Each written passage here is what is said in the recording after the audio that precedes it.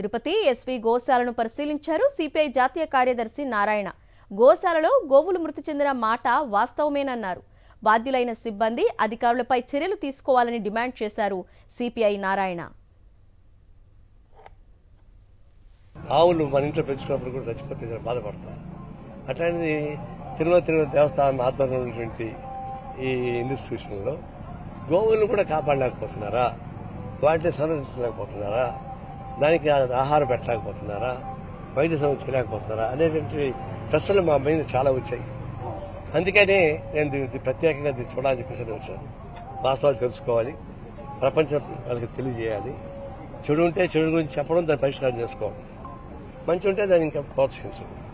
అలాగే ఎప్పటికైనా విమర్శ ఎట్లున్నారంటే జరిగిన తప్పును సరిదిద్దుకుంటూ భవిష్యత్తులో ముందుకు పోయే పద్ధతి ఉండాలి తప్ప నేను ఇంతతో నాశనం చేసేయాలి, శూన్యం చేసేయాలి, ఖతం చేయలేటువంటి దురుద్దేశం ఉండాలని మంచిది కాదు.